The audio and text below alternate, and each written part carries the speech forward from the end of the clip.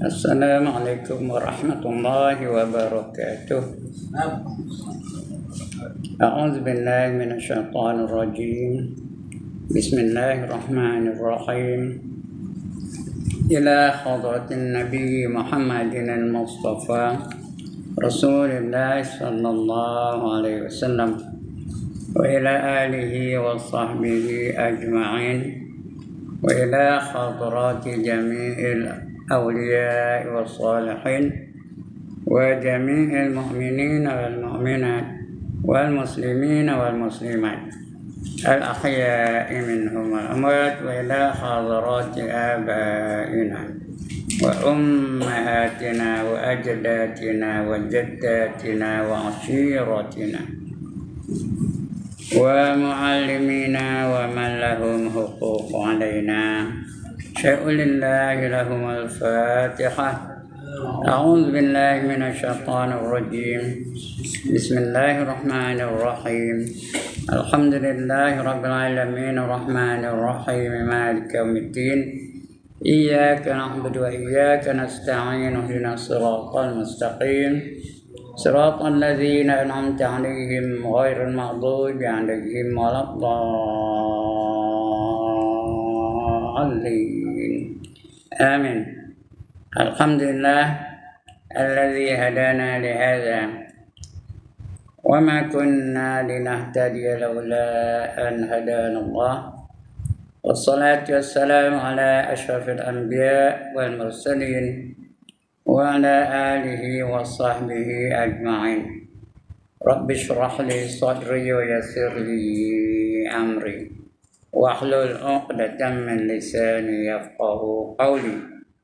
سبحانك لا علم لنا إلا ما علمتنا إنك أنت العليم الحكيم ولا حول ولا قوة إلا بالله العلي العظيم. أما بعد. Yang dimuliakan Tuan Pengerusi dan ahli-ahli jawatan kuasa masjid, yang berbahagia tuan-tuan imam, tuan-tuan Bilal, para alim ulama tempatan, ustaz-ustaz, ustazah-ustazah, pemimpin-pemimpin setempat, seterusnya tuan-tuan, puan-puan, hadirin hadirat, muslimin muslimat yang dirahmati Allah sekalian. Alhamdulillah, setinggi-tinggi kesyukuran kita panjatkan kehadirat Allah Subhanahu wa taala. Kerana pada petang ini Allah izinkan kita untuk berada dalam majlis yang paling mulia, iaitu majlis ilmu. Majlis yang disifatkan oleh baginda Rasulullah sallallahu alaihi wasallam sebagai taman-taman syurga di dunia. Jadi kalau hendak syurga yang sebenar di akhirat, rajinlah berada di dalam taman syurga di dunia ni. Artinya selalulah menghadiri majlis-majlis ilmu. Kerana majlis ilmu ini dianggap sebagai majlis perjuangan di jalan Allah. Kalau dia mati tak sempat nak balik, mati yang tersyahid. Orang mati syahid masuk syurga tanpa hisap. Siapa tak nak angkat tangan? Kita tak nak. Mati syahid dah, tak nak hisap. Tak nak hisap, mati syahid. Mati syahid lah, kalau tak mana dapat tak kena hisap. Bila dia syahid, baru dia tak kena hisap. Kalau dia tak syahid, kena hisap. Ada tak Quran dengan bawah itu? Summa latus'alunna yawma izin anin na'im. Kemudian kamu akan ditanya tentang apa saja nikmat yang kamu terima dalam dunia ni. Tapi kalau syahid, tak tanyalah. Kalau tak syahid, tanya. Jadi kita tidak mati syahid. Semua orang tak mati syahid. Tak ada orang tak nak. Masuk syurga tanpa hisap. Tak ada cek. Lantaklah kamu ada berapa dalam dunia ni. Tak ditanya oleh Allah SWT. Tak ada cek oleh malaikat. Itu antara 7 golongan manusia masuk syurga tanpa hisap. Yang pertama, Rasul-Rasul. Tak ada pun. Walaupun nama yang serupa, tak masuk kira. Yang kedua, Nabi-Nabi. Tak ada juga. Nama serupa tak cing. Yang ketiga, sahabat-sahabat besar. Nama serupa pun tak cerita juga. Walaupun namanya Abu Bakar. Tapi kalau bukan Abu Bakar yang sebenarnya tak terima. Walaupun namanya Omar. Tapi kalau dia bukan Omar, sahabat tu tak terima. Itu nombor 3, sahabat-sahabat besar. Nombor 4, wali-wali. Ini mana depan saya ada 4 wali. 5 maksud saya. Tapi wali itu tak pakai. Bukan wali akil, wali nikah. Wali nikah tak pakai. Dia nak wali-wali Allah. Itu nombor 4. Nombor 5, orang mati syahid. Ini kita dah mati syahid. Seperti Sayyidina Hamzah. Seperti Sayyidina Ja'far. Seperti Yasir. Seperti isterinya Sumayyah. Itu orang-orang mati syahid masuk syurga tanpa hisab. Yang 5, yang 6, orang yang sangat sabar. Itu kita ada peluang lagi menjadi orang yang sangat sabar. Karena Allah khabar, innama yuwaffas sabirun ajrahum bighairi hisab. Sesungguhnya orang-orang yang sabar itu pahala bagi mereka tak dapat nak dikira berapa banyaknya. Dan yang 7, orang yang ini tak ada. Di Kota Baru ni tak ada. Mana-mana dalam Malaysia ni tak ada lah. Payah mencarinya. Iaitu orang yang sangat miskin. Apa kerana. Tapi redha dengan kemiskinannya. Redha dengan kepapaannya. Tak ada. Tapi luar negeri ada. Di Palestin ada. Di Yaman ada. Di Bangladesh ada. Di Burma ada. Di Syria ada. Kalau redha lah dengan kemiskinannya, masuk syurga tanpa hisab. Itu 7 golongan. Jadi kita ni yang ada peluangnya syahid lah. Kalau syahid, terus masuk syurga tanpa hisab. Tak akan syahid, selalulah hadir dalam majlis ilmu. Jangan tuang kalau ada orang mengaji. Tak kira siapa ngajar, pengaji Ibrahim je, siapa ngajar tak kira.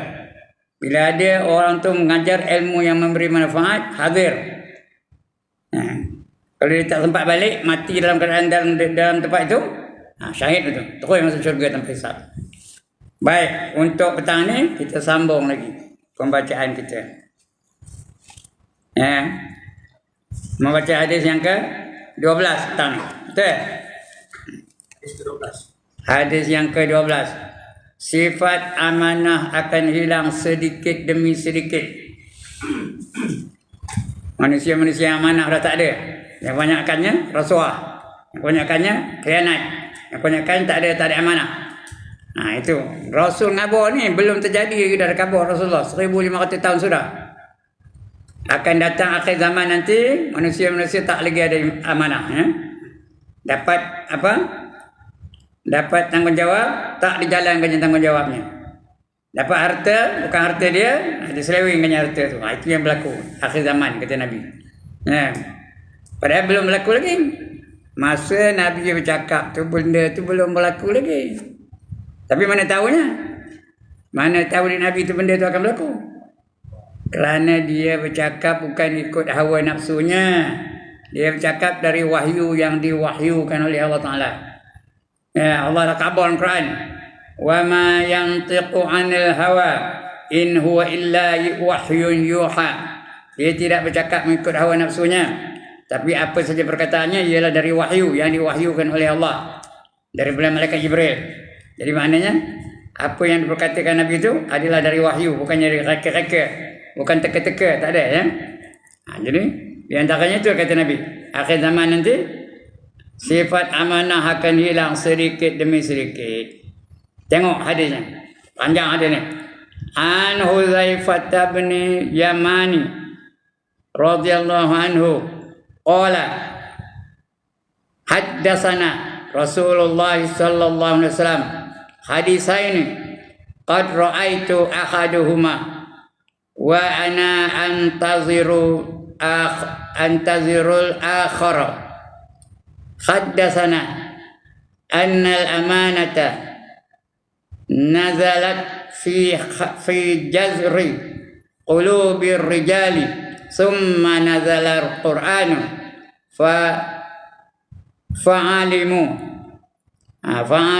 minal qur'ani wa alimu minas sunnati thumma haddatsana an raf'il amanati faqala yanamu ar-rajulu yanamu ar-rajulu naumata fataqbadul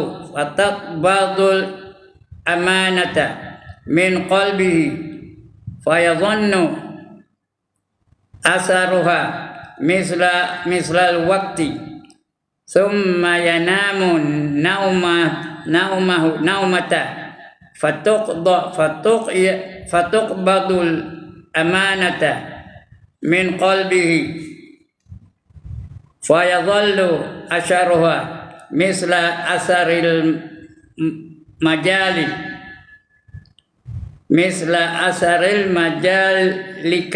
kajamrin dakhrajtahu ala rijalika fanafidha fatarahu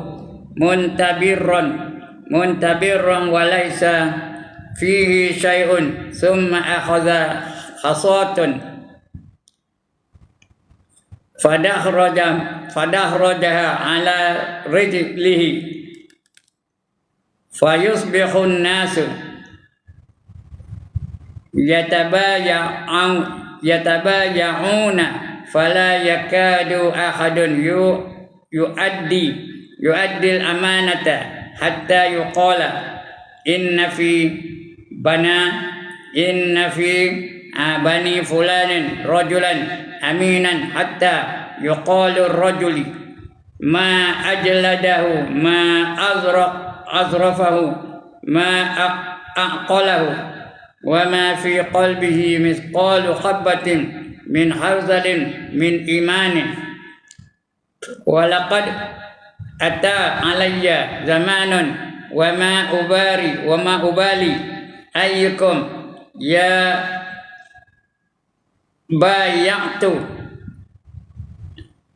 lainu kana musliman la yaruddannahu alayya dinahu wa in kana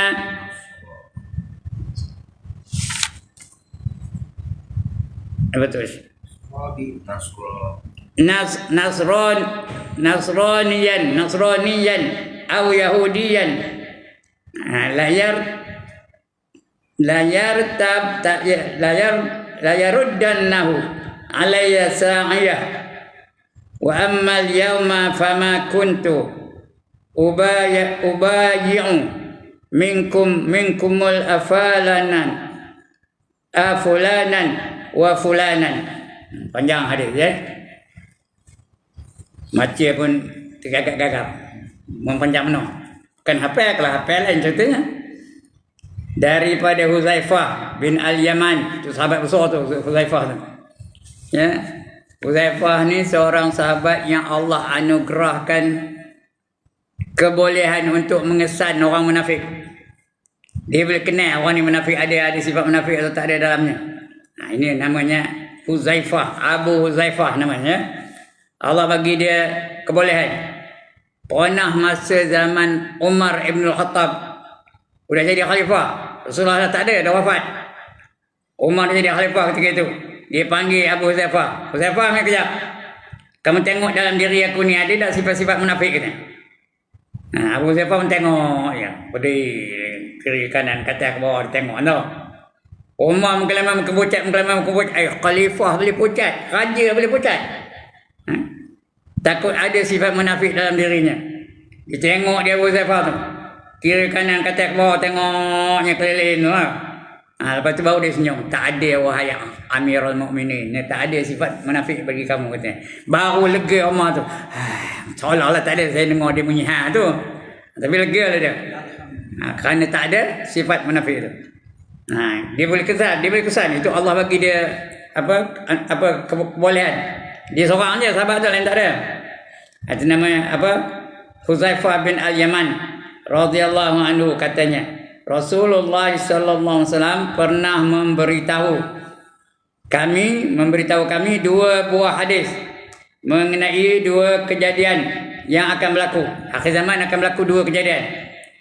Yang pertama sudah saya lihat Aku dah tengok, kata dia Abu Huzaifah, ya. Sudah saya lihat sedang memang sedang berlaku lah. Sedang yang kedua saya menanti-nantikannya. Belum laku lagi. Saya menanti-nanti berlaku ke tak, katanya. Rasulullah sallallahu alaihi wasallam memberitahu bahwasanya amanah itu turun ke dalam lubuk hati orang-orang yang tertentu. Amanah itu hanya orang-orang tertentu saja. Lebih-lebih lagi siapa? Rasul-rasul. Wajib bagi rasul-rasul itu sifatnya 4. Yang pertama apa? Siddiq. Yang kedua amanah. Yang ketiga tabligh. Yang keempat fatanah. Itu wajib bagi rasul itu. Sifat 4 perkara itu. Jadi amanah itu wajib bagi rasul itu. Mustahil rasul itu mengkhianati. Mustahil rasul itu menerima rasuah. Mustahil rasul itu menyelewengkan harta negara dan sebagainya. Itu rasul. Dia ada sifat amanah. Tapi kata dia rasul, kata dia Nabi kita ni, hari ini amanah tu dah makin lama makin kurang, ya. Apa kata dia? Memberitahu bahawasanya amanah itu turun ke dalam lubuk hati orang-orang yang tentu. Orang tertentu aja yang amanah. Bendahari itu ada setengah-setengah bendahari aja yang amanah. Setengah bendahari duit kewangannya bukan tu lah. Dia melantai dulu. Diseleweng dia. Coba tengok dalam negara hari ini ada tak orang-orang yang dah masuk dalam penjara kerana tak amanah? Ada tak? Kerana rasuah ada tak? Ramai, bukan seorang. Bukan di Malaysia aja. Tengok Malaysia ni. Tengok seluruh dunia. Tengok di Sarawak, tengok di Arab, tengok di Mesir. Sikit banyak kan? Harta-harta negara mereka itu diselewengkan. Kerana tak ada amanah itu. Di Malaysia pun ada juga, bukan tak ada, ya. Bukan orang Islam saja, orang kafir, orang itu juga. Bahawasanya amanah itu turun ke dalam lubuk hati orang-orang tertentu. Ada orang-orang je tertentu. Kemudian turunlah Al-Quran. Baru datang Quran. Turunlah Al-Quran. Maka orang-orang itu lalu mengetahuinya. Dia baca Quran, dia tahulah. Melalui panduan Al-Quran. Dan mengetahuinya melalui panduan As-Sunnah. Tak ada Quran, ada As-Sunnah. As-Sunnah itu perkataan Nabi-Nabi, ya. Perkataan Nabi kita Muhammad sallallahu alaihi wasallam. Itu namanya As-Sunnah. Quran dari Allah lah, ya. Turun Al-Quran ataupun dari As-Sunnah.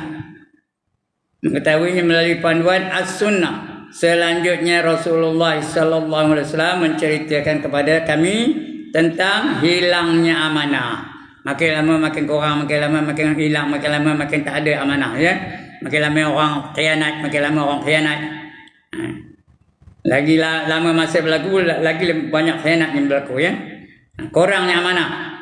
Lalu beliau bersabda, seseorang itu tidur, sekali tidur, dia tidur. Lalu diambillah amanah itu dari dalam hatinya. Malaikat cabut amanah itu dalam hati dia. Dia tidur, tengah tidur. Diziarah oleh malaikat-malaikat, dia cabutnya amanah itu dalam hati dia. Sikit, malam-malam tak banyak, sikit-sikit je, ya. Betul?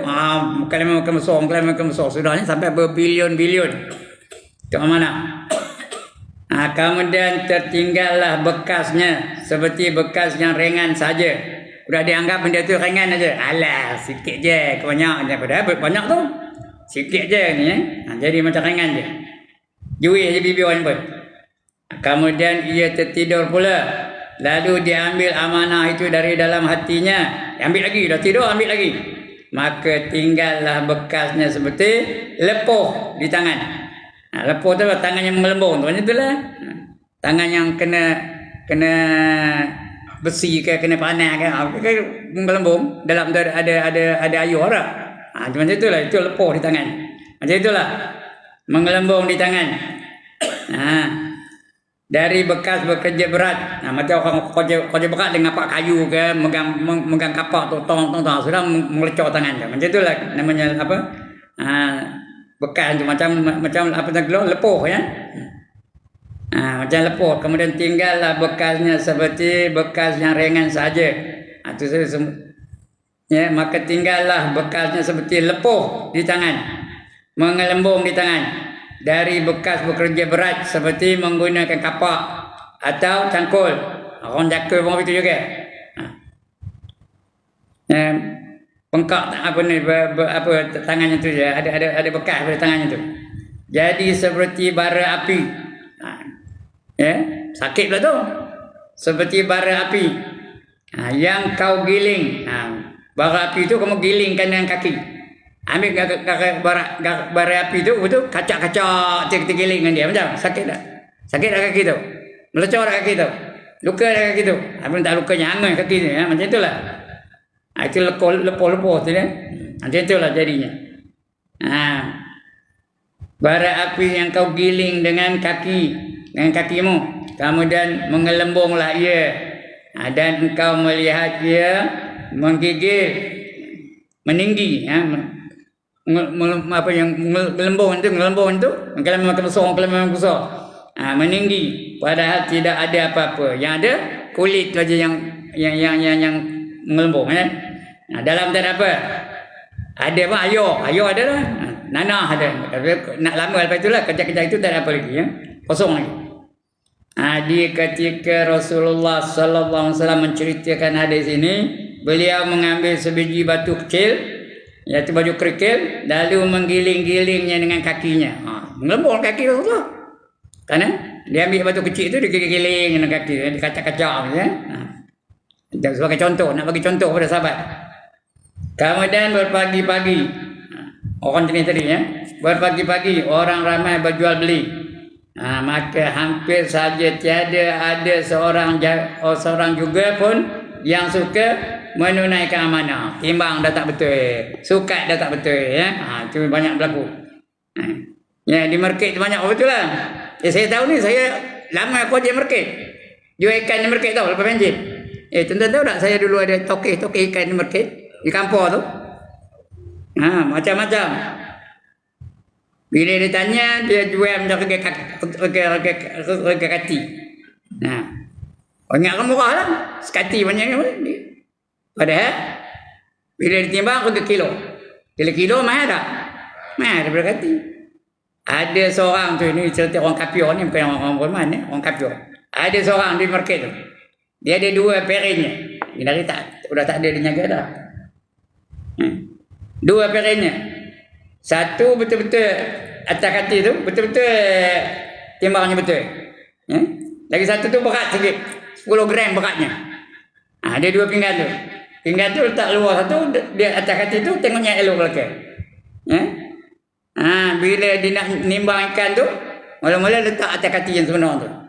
Bila nak letak kati tu, atas kati betul tu, dia tukarnya, letaknya atas perin yang berat sikit tu. Letak tu. Jadi apa? Jadi berat lah. Faham banyak sana? Itulah dia buat tu. Seorang kalau dapat 10 gram, seorang 10 gram, seorang 10 gram, seorang 10 gram ditipunya. Kalau 10 orang berapa? Berapa sekilo? Kalau 100 orang, ikan bukan saya ya, ikan. Maksudnya dah kaya tu. Entahlah, tak ada kaya. Tapi begitulah cara dia menipu timbang. Kalau orang beriman macam tu menipu timbang, dia akan masuk dalam neraka namanya apa? Wailul lil mutaffifin allazina idza talu 'alan nasi yastawfun. Neraka wail lah bagi mereka-mereka yang apabila menjual diberatkannya, dan apabila menjual diringankannya, bila membeli diberatkannya. Itu masuk neraka wail. Tahu wail? Wail itu satu lembah dalam neraka Jahannam. Nerakanya namanya Jahannam. Sebab betul-betul orang Melayu selalu sebut Jahannam, tak betul? Jahannam. Ada sabdu pada nun ya. Yang kalau seekor burung terbang dari tepi ke tepi, melalui wail tu, burung terbang dari tepi ke tepi, memakan masa penerbangan 500 tahun. Itu satu lembah dalam neraka Jahannam. Kalau seekor burung terbang dari tepi ke tepi, dia akan memakan masa berapa lama? 500 tahun penerbangan. Siapa tak wail? Angkat tangan. Untuk orang yang sembahyang.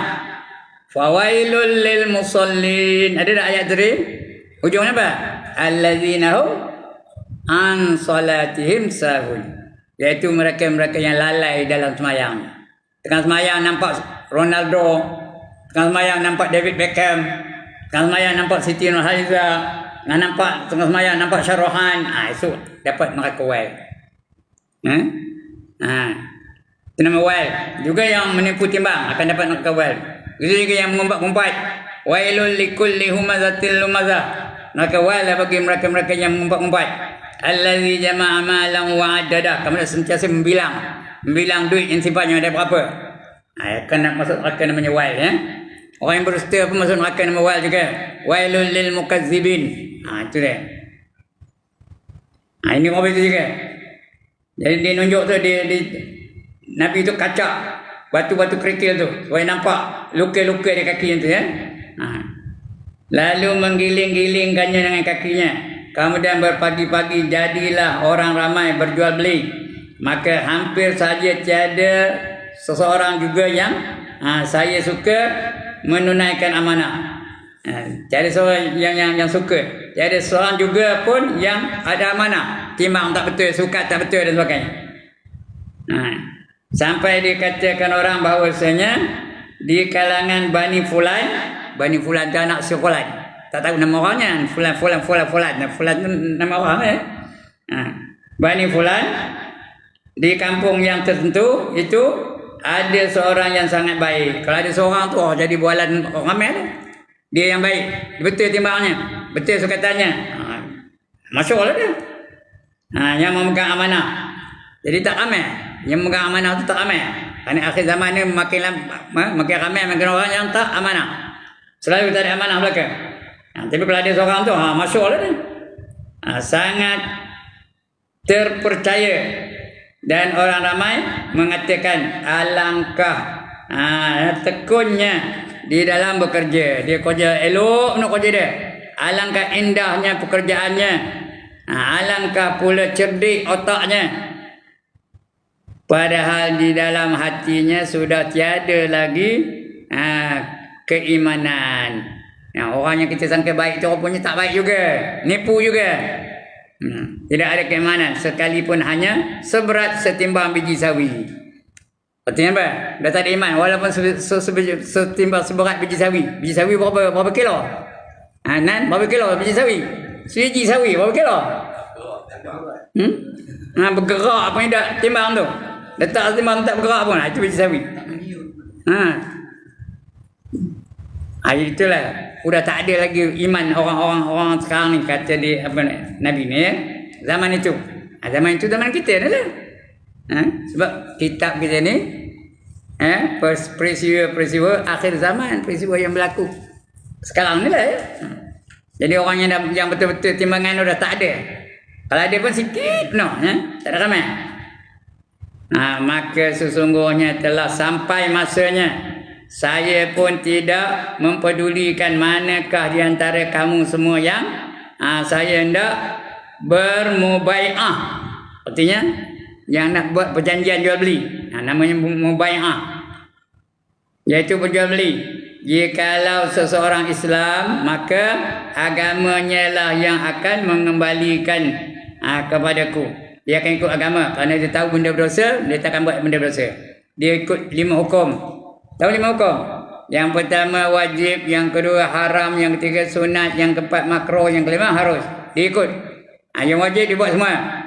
Timbang betul-betul wajib, dia buat betul. Kalau ada orang ikut itu, baru dia selamat, ya. Kita pun selamat, orang lain pun selamat. Yang haram dia tak buat. Nipu tak haram, dia tak tipu. Ya. Sukatan tak betul itu haram, dia tak buat sukat tak betul, ya. Itu benda yang haram. Yang sunat apa? Dibuat dapat pahala, ditinggalkan tidak berdosa. Kedudukannya elok buat, dibuat yang elok, yang sunat tu. Jadi dia tambah 1-2 kan umpamanya supaya dia berat sikit. Bagi orang tu bagi sonok sikit. Dia tak rugilah, bukan sampai rugi, ya. Itu sunat. Kita nimbang ni sunat dah kita lebihkan untuk orang. Sunat tak? Sunat dia lebihkan. Boleh tak dikorangkan? Tak boleh. Haram. Kalau haram, berdosa. Tapi yang banyaknya apa? Banyak yang haram lah. Dia tak timbang betul. Sukat pun tak betul. Jadi dia tak kira sekarang tu. maka sesungguhnya telah sampai masanya saya pun tidak mempedulikan manakah di antara kamu semua yang saya hendak bermubai'ah ataupun berjual beli. Jikalau ia seorang Islam, maka agamanya lah yang akan mengembalikan kepadaku. Maksudnya agamanya lah yang dapat menahannya dari khianat, menahannya dari menipu. Dan jikalau ia seorang Nasrani atau Yahudi, Nasrani itu orang sesat, Yahudi itu orang yang dimurkai oleh Allah Ta'ala. Kalau salah seorang dari Yahudi atau Nasrani, maka pihak yang bertugaslah yang akan mengembalikannya. Dia orang yang bertugas, orang yang jaga-jaga peniaga ya. Mereka sudah bertanggungjawab untuk mengawasi mereka. Yang mengembalikannya kepadaku. Maksudnya jika dia seorang Nasrani atau Yahudi, maka orang yang memegang kuasa, orang yang memegang kekuasaan pemerintahan yang dapat membantu aku untuk mendapatkan semua hak-hakku daripadanya. Dia timbang dia betul. Penguasa aja yang berhak. Penjaga tu penjaga-penjaga yang ada hak. Kalau dia orang Nasrani, kalau orang Yahudi Adapun kalau dia orang Islam tak apa, dia terkawal dengan 5 hukum yang didatangkan Allah kepadanya tu. Dia terkawal dengan agamanya tu. Aku pun pada hari ini, adapun pada hari ini maka saya tidak pernah berjual beli dengan kamu. Tak ada jual beli lagi dengan kamu semua kecuali dengan fulan. Orang yang ditahu baik, yang tahu amanah, dia jual beli dengan dia. Kecuali dengan fulan dan fulan, iaitu orang yang tertentu saja. Kalau tidak, dia tak berjual beli lagi dah. Kerana kebanyakannya menipu. Bila katakan hampir semua menipu. Semua berdosa. Itu berlaku di akhir zaman ya. Hanya orang tertentu saja yang aku berjual beli dengan dia. Kita pun begitu dah. Kalau kita nak berjual beli, kena pilih lah. Kalau pergi ke market, ada tak orang-orang yang kita anu dia? Ada orang-orang yang kita langgan dia atau kita beli pada dia. Saya nak beli pada dia, saya beli pada dia, saya nak beli pada dia. Kenapa kita tahu dia tu betul? Kita tahu dia tu jujur. Kita tahu dia takkan tipu kita. Timbang takkan tipu dan sebagainya. Pergilah. Market Koping kan. Kota Baru ada market? Mana ada? Mana Menawar kan? Market mana lagi? Kampung kan? Ada orang tertentu je lah. Pasal teknik itu saya tahu benar lah. Saya lama di market, saya tahu lah. Baik keterangannya. Apa keterangannya? Hadis ini menunjukkan bahawa sifat amanah akan hilang secara beransur-ansur. Makin lama makin hilang, makin lama makin hilang, makin lama makin hilang. Itu ramai pemimpin yang dah masuk penjara sekarang ni. Bukan di Malaysia aja, di mana-mana dalam dunia ni. Banyak masuk penjara. Yang sedang disiasat pun banyak. Yang tak disiasat pun ada juga. Beransur makin lama makin kurang, makin lama makin banyak, makin lama makin banyak yang tak amanah ni. Hingga sampai suatu saat nanti orang yang dianggap baik untuk menjaga amanah pun telah khianat juga. Kita anggap dia baik, bagus. Popular. Bagaimana? Orang suka dengan dia, rupanya dia pun begitu juga. Rasuah juga. Dia juga banyak menyeleweng harta negara dan sebagainya. Itu kata Nabi, berlaku di akhir zaman, harta negara dianggap sebagai rampasan perang. Tahu rampasan perang? Boleh ambil. Macam rampasan perang. Hak dia ini, hak dia ini, hak dia ini. Macam tanah-tanah. Nakkan tanah, kena baik dengan orang yang menjaga tanah tu lah. Jawab tanah, siapa? Kena baik dengan dia. Jadi mereka ada kuasa. Itu sebab kadang-kadang kita minta tanah tak dapat-dapat. Apa? Kerana kita tak ada hubungan dengan penguasa tanah itu ya. Tak ada hubungan dengan dia. Tak ada kabel. Kalau tidak, kena ada kabel. Kena rasuah dengan dia. Itu yang berlaku hari ini. Di mana-mana saja. Sebab banyak je pemimpin-pemimpin yang dah didakwa, yang dia dapat salah, dia masuk penjara dan sebagainya. Di Malaysia ni ada tak? Ada tak pemimpin-pemimpin dah masuk penjara? Ada ya. Tu saya sebut nama lah, ada lah, tapi ada lah ya. Bisa baik. Lepas. Cuma lepas. Ada lepas, yang setengah lepas, dia korang 50%. 50%. Patut kena penjara 12 tahun jadi 6 tahun saja. Kenapa? Memandangkan jasa-jasa dia. Agaknya lah. Itulah yang berlaku hari ini. Sehinggalah sampai satu saat nanti orang yang dianggap baik untuk menjaga amanah pun telah khianat pula. Begitulah gambaran masyarakat kita hari ini. Ramai daripada kita terpedaya oleh seseorang yang pada zahirnya nampak boleh memikulkan amanah, tetapi sebenarnya ia juga telah berlaku curang. Pendek aja keterangannya. Kita ingat dia baik, rupanya dia pencurang juga. Jadi jangan percaya dengan gambaran luaran, jangan percaya sangat. Kalau orang tu pakai sorban, pakai jubah, jangan percaya lagi. Kalau dia bercakap hebat cakapnya, jangan percaya lagi. Tengok perbuatan dia. Betul ke tak? Jangan terus percaya je.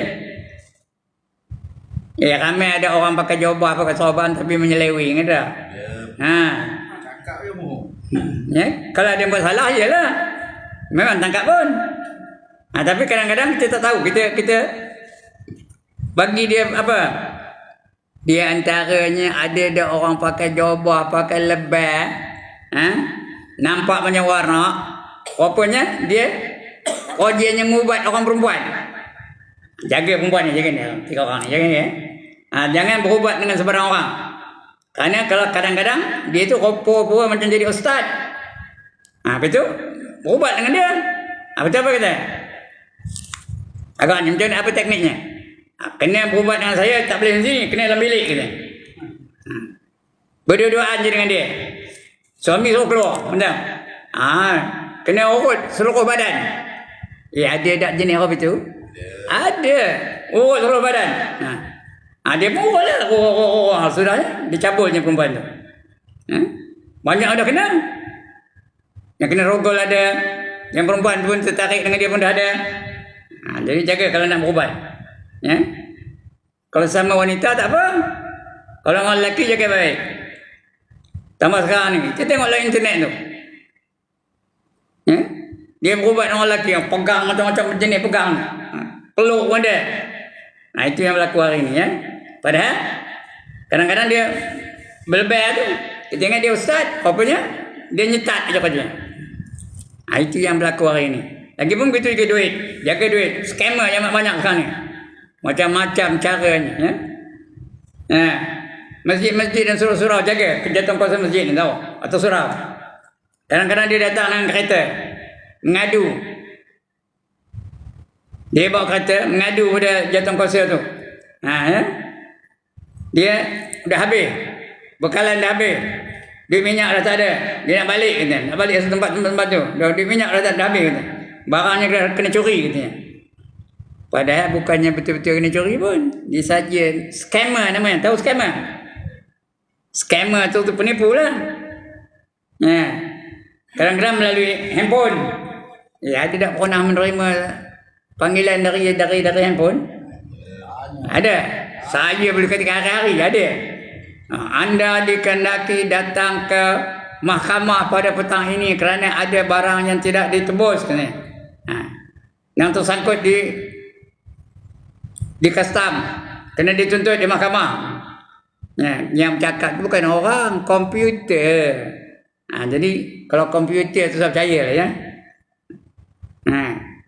Kalau nak kena terangan lanjut, tekan sini. Suruhnya tekan 1 ke 2 ke 4 ke nombor ya. Kita pun tekan. Bila tekan baru orang tu jawab. Bila jawab, dia pun gelembung kita lah. Kita boleh selesai kata dia. Dengan syarat hantar duit boleh sekian apa ni, nombor sekian. Dulu mula-mula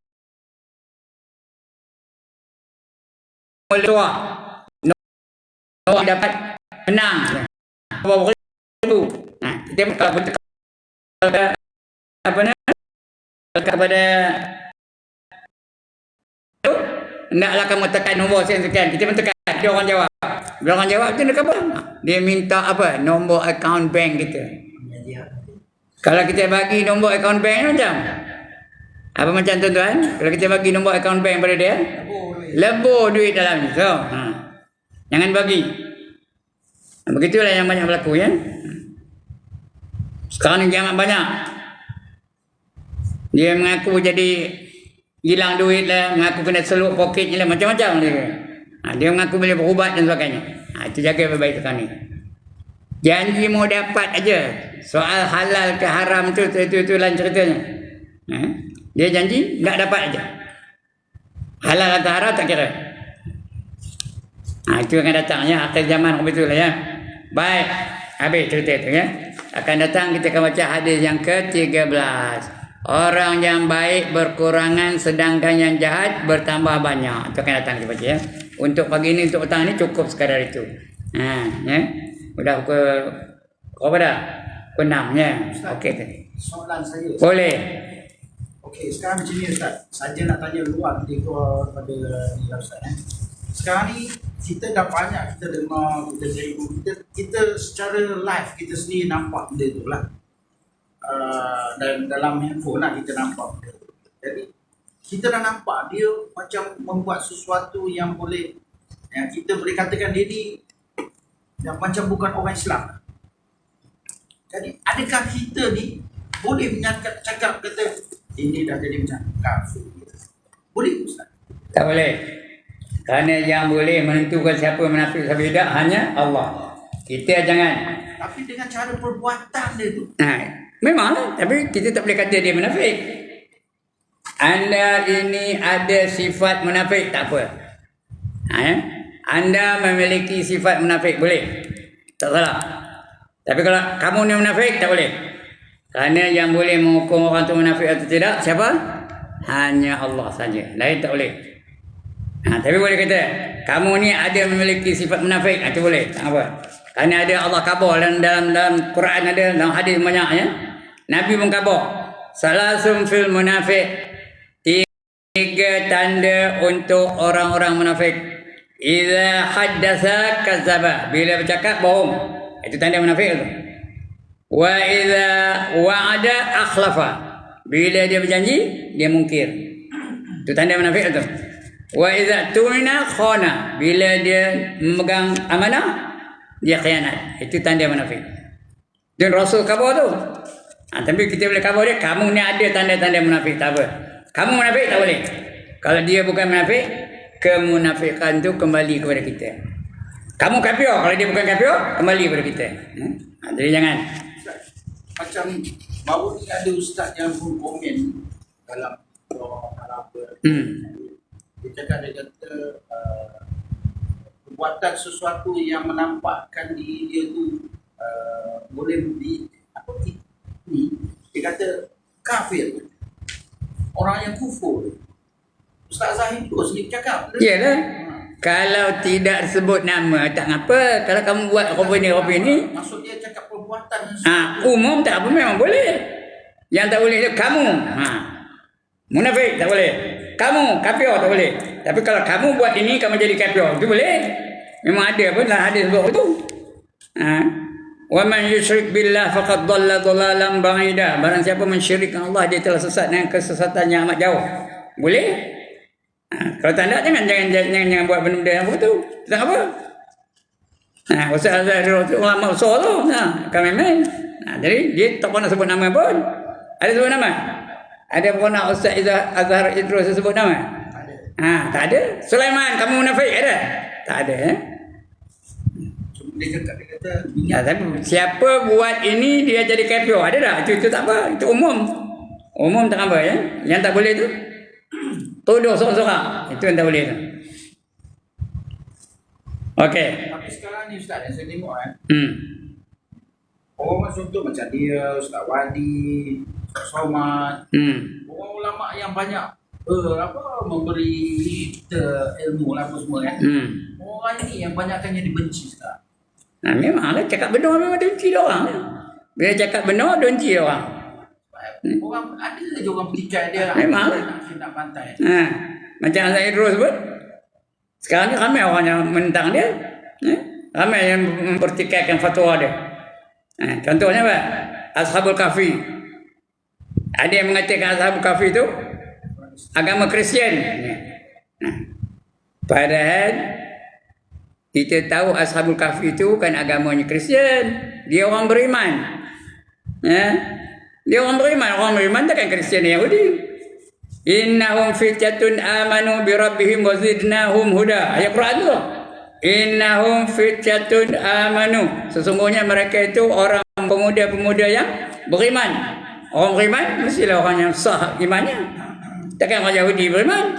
Takkan orang Kristian kata beriman. Wa zidnahum huda, dan ditambah lagi hidayah bagi dia. Tapi banyak orang bertikaikan tu. Kerana mereka setuju dengan pendapat seorang lagi tu, atau dia tu Kristian. Tak betul tu sebenarnya. Dia orang beriman, Kristian mana ada diakui dia sebagai orang beriman? Yahudi ada ke diakui dia sebagai orang beriman? Tak ada. Jadi itu dia. Baik. Jadi itu ya. Okey, bagus soalan tu. Ya. Surah Yasin yang mana? Malam baca surah Yasin malam nisfu Sya'ban boleh. Walaupun Rasul tak ada buat, tapi boleh dah. Takkan berdosa baca surah Yasin. Berdoa lepas itu boleh. Buat je ya. Tak apa. Ya. 3 kali. Baca yang pertama niat supaya iman tetap. Baca yang kedua supaya dapat rezeki yang halal lagi banyak. Baca yang ketiga supaya dapat umur panjang, supaya kita dapat beribadah kepada Allah Taala. Susunan tak kira lah yang mana satu dulu, tapi itu 3 jenis doa yang kita nak baca. Yang pertama supaya ditetapkan iman. Yang kedua supaya dapat rezeki yang halal yang banyak. Yang ketiga supaya dipanjangkan umur, supaya kita boleh beribadah kepada Allah Taala. Buat itu tak apa ya.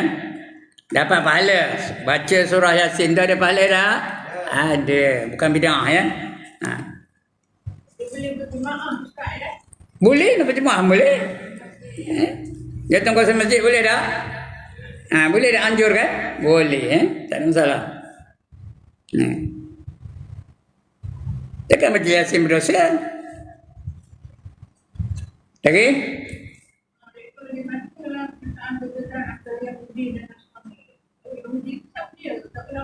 Entah apa? Yahudi itu yang dimurkai, ghairil maghdub. Yahudi lah tu. Kita minta jangan dari golongan aku dan golongan yang kamu murkai. Yahudi lah tu. Yang sesat waladhdallin. Dalam Fatihah ada tak baca tiap kali 17 kali baca? Ghairil maghdubi alaihim waladhdallin. Janganlah kamu masukkan aku dan golongan orang yang kamu murkai. Yahudi lah tu. Waladhdallin tu orang Nasrani atau orang Kristian. Nasrani itu Kristian lah. Itu orang yang sesat. Jadi kita tak nak yang Allah murka dan tak nak yang orang jadi sesat. Tak nak yang tu. Kita nak golongan orang yang beriman dengan Allah dan Rasulnya. Kita nak yang tu. Itu Yahudi dan Nasrani. Yahudi yang dimurkai Allah Ta'ala. Nasrani yang sesat. Dalam Al-Fatihah dia sebut Nasrani dan Yahudi. Padahal kita sekarang banyak agama-agama yang lain, contoh Buddha, Hindu, semua ni ada kan. Dia termasuk dalam golongan yang mana satu. Yang lain-lain tu dia kalau tak Yahudi, Nasrani lah. Kerana Yahudi, Nasrani itu mempengaruhi semua yang lain tu. Sama ada Yahudi atau Nasrani. Kerana Hindu tu banyak mengamalkan perkara-perkara yang diamalkan oleh Yahudi. Begitu juga yang diamalkan oleh orang Nasrani, orang Kristian ni. Jadi salah satu tu antara dua tu. Ada agama yang lain-lain tu masuk dalam sama ada Yahudi atau Nasrani. Itu aja. Yang betulnya Hanya Islam saja. Inna dina indallahil Islam. Nah, lagi? Lagi? Lagi? Lagi? Lagi? Udah 5 kali lagi, tak ada lagi. Habis saja. Sekian dulu tuan-tuan dan puan-puan. Minta maaf lah, bukan pandai menon cakap ni pun. Tapi bolehlah tahu sikit-sikit aja ya. Sekarang nak melepaskan sesak boleh lah ya. Sekian dulu. Ampun maaf. Aqulu qawli hadza wa astaghfirullahal azim li wa lakum wa lisairil muslimin wal muslimat wa ya fawzal mustaghfirin wa ya najatat taibin. Assalamualaikum warahmatullahi wabarakatuh. A'udzu billahi minasyaitonir rajim. Bismillahirrahmanirrahim. Alhamdulillahirabbil alamin. Wassalatu wassalamu ala asyrafil anbiya wal mursalin wa ala alihi wa sahbihi